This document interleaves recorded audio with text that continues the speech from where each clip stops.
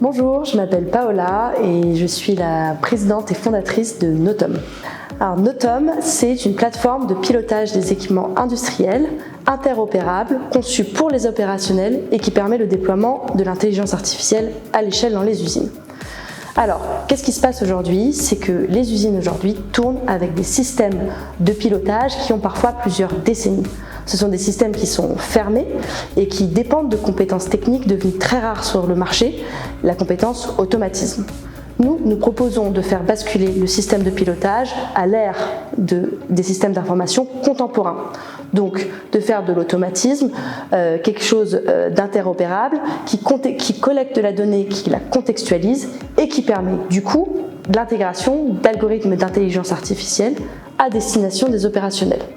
Alors l'industrie 4.0, c'est l'ensemble de technologies qui permettent d'optimiser la production et la performance des industries. Donc que ce soit pour la supply chain, pour éviter les ruptures de stock, mais que ce soit aussi au niveau des équipements industriels pour prévenir notamment les pannes des équipements avec ce qu'on appelle par exemple la maintenance prédictive.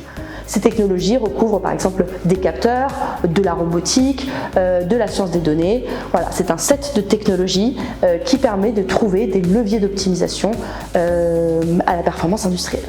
Les enjeux sont à plusieurs niveaux.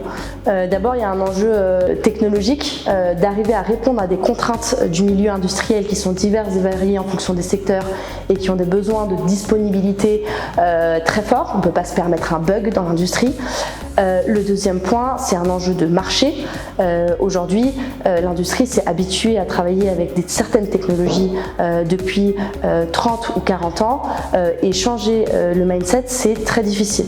L'autre point, c'est aussi de trouver le temps des opérationnels pour investir dans des nouveaux process, sachant qu'ils sont en général très débordés par ce qui se passe au quotidien, au jour le jour à l'usine. Eh bien, une des difficultés est liée à la cybersécurité.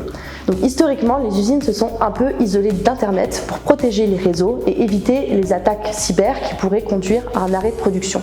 Mais de plus en plus, les technologies 4.0 reposent sur du cloud, du SaaS, donc des technologies qui s'ouvrent à Internet, et ça pose des problèmes de sécurité au sein des usines avec les systèmes de pilotage des équipements industriels qui, eux, pour le coup, ne sont pas sécurisés.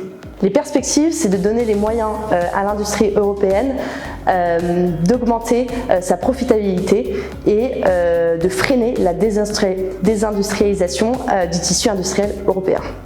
Bien, on peut se lancer dans l'industrie à tout âge, à tout moment de la carrière, en étant jeune diplômé et passionné des nouvelles technologies, en apportant son savoir-faire technique pour trouver des leviers d'optimisation.